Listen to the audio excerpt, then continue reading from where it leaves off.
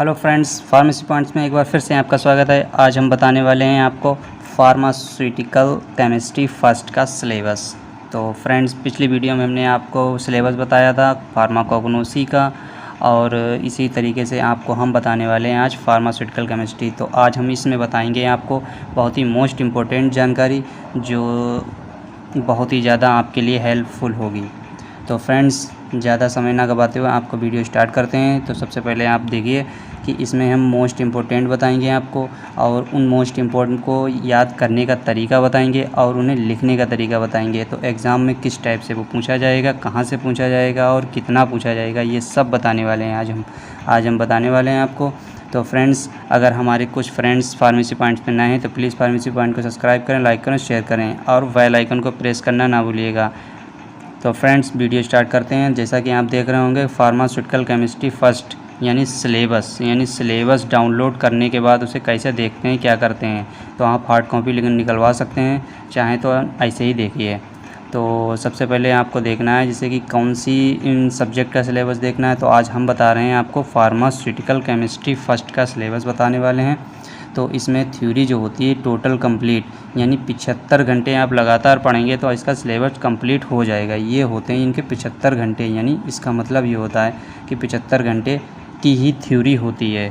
तो आपको क्लास में 2 घंटे या 1 घंटे ही पढ़ाई जाती है।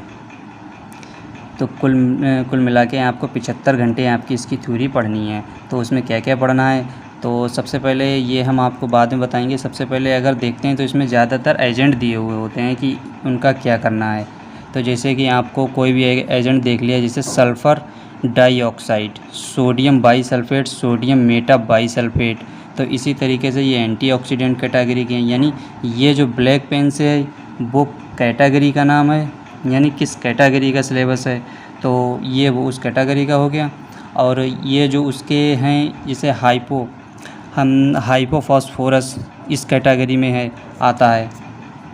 तो ये एंटीऑक्सीडेंट का एजेंट होता है सल्फ़र डाइऑक्साइड, सल्फ़र बाईसल्फ़ेट। तो जितने इसकी कैटेगरी हैं वो सारे लिखे हुए हैं। तो बस यही पढ़ेंगे, आपको इतना ही पढ़ना है और कुछ नहीं पढ़ना है। जैसा कि किताब में देखेंगे तो एंटीऑक्सीडेंट के एजेंट बहुत हैं। तो फ्रेंड्स, जैसा कि आपको दिख रही होगी कैटेगरी बहुत सारी हैं, जैसे एसिड, बेस एंड बफर्स ये कैटेगरी हो गई, एंटीऑक्सीडेंट कैटेगरी हो गई, यानी जीआईटी कैटेगरी हो गई, गैस्ट्रोइंटेस्टाइनल एजेंट हो गई है, और ये नीचे दे रखी है टॉपिकल एजेंट। ऐसी बहुत ही अगले पन्ने पे भी आपको कैटेगरी हैं, पर वो हम दूसरा पेज है वो हम पलटेंगे तो बताएंगे। पर हम आपको मोस्ट इम्पोर्टेंट बात समझानी है, वो हम मेन पॉइंट पे आते हैं, वो बताएंगे आपको। तो जैसा कि आपको बताया कि हमने ये नहीं पढ़ के बताया, तो इसमें क्या करना है ये हम बताने वाले हैं। जैसे कि आपको जैसे ये वाली कैटेगरी ले ली, तो इसमें लिखा हुआ एसिड, बेस एंड बफर। तो इसकी आपको थ्योरी पता होनी चाहिए, एसिड क्या होते हैं, बेस क्या होते हैं, फिर बफर क्या होते हैं। तो फ्रेंड्स, ये आपको किताब में मिल जाएंगे कि सबसे पहले बहुत कुछ लिखा होगा किताब में, पर आपको बस मेन पॉइंट पढ़ना है, यानी एसिड पढ़ लेना है, बेस पढ़ना है, उसकी जो नीचे डिटेल देखिए वो सब लिख लेनी है, उसे याद करना है, और बफर पढ़ लेना है। फिर जो है उसके एजेंट कौन कौन से हैं ये एक लाइन से सबको लिख लेना है कॉमा लगा के, फिर इन्हें याद करना है कि ये जैसे कि उसमें आएगा कि स्ट्रॉन्ग अमोनियम हाइड्रोक्साइड कौन सी कैटेगरी किस में आता है। तो आपको ये बताना है एसिड बफर, यानी एसिड का है या बफर या जो है बेस का है, तो ये सब बताना है।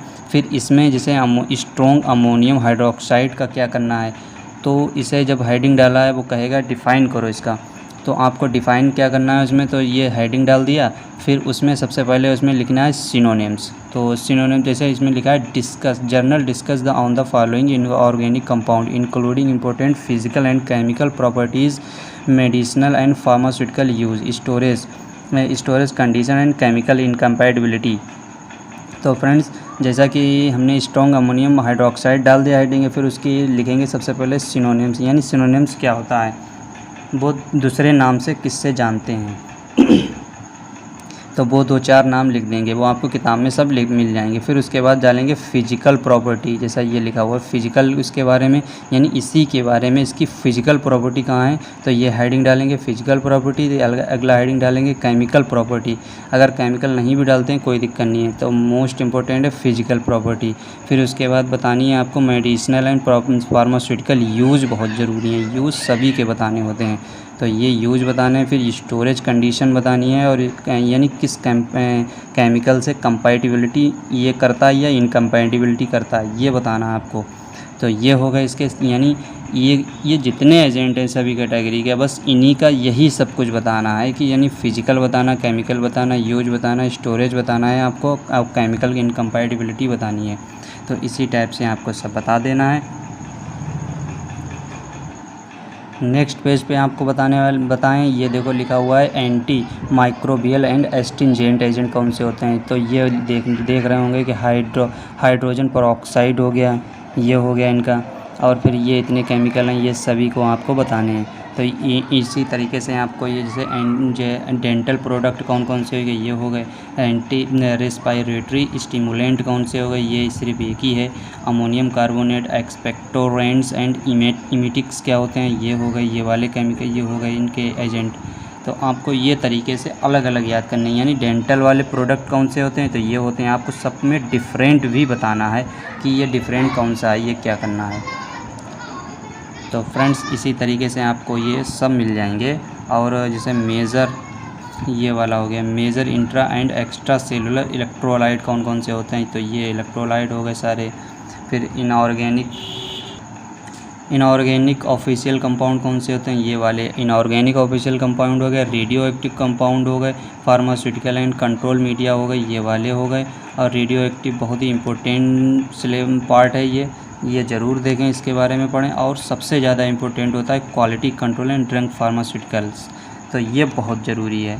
तो इसमें कुछ होते हैं, बहुत अच्छे नंबर आते हैं, जैसे कि इसमें लिखा हुआ है इम्पोर्टेंस ऑफ क्वालिटी कंट्रोल, यानी ड्रग की क्वालिटी कंट्रोल कैसे करते हैं, और सिग्निफिकेंट एंड एरर्स कैसे देखते हैं, methods use and quality control, source of impurity in pharmaceuticals, limit test for, जैसे कुछ लिमिट टेस्ट आते हैं, जैसे आर्सेनिक हो गया, क्लोराइड हो गया, सल्फ़र हो गया, आयरन हो गया, हैवी मेटल्स हो गए। तो इसमें आर्सेनिक और क्लोराइड, सल्फ़र का तो बहुत आता, आयरन का भी आता, हैवी मेटल्स का भी पूछ लेते हैं। तो इस टाइप से आप लिमिट टेस्ट बताएंगे। और लिमिट टेस्ट जो हैं किताब में या बहुत सी अलग अलग किताबों के राइटर वाली किताबों में अलग अलग तरीके से लिखे हुए हैं, सभी में आप चेक कर सकते हैं, जिसमें अच्छा लगे आप उसी तरीके से ही लिखें। और कुछ आइडेंटिफिकेशन टेस्ट हो गए ये वाले, तो ये हो गए, जैसे कैटाइन हो गए, एनाइन हो गए, पर आयोडीन पर इंडियन फार्माकोपिया के हिसाब से ये आपको सब बताना है। तो ये हो गया आपको फार्मास्यूटिकल केमिस्ट्री का सिलेबस किस टाइप से देखते हैं, ये हो गया, इसमें क्या क्या पढ़ना है, ये सब हमने बता दिया है आपको फ्रेंड्स। अगर कोई इसमें गलती हुई हो तो प्लीज़ उसके लिए सॉरी। और फ्रेंड्स हमारे चैनल को ज़्यादा से ज़्यादा सब्सक्राइब करें और लाइक करें, शेयर करें ज़रूर, क्योंकि सभी फ्रेंडों को हमारी जानकारी मिल जाए।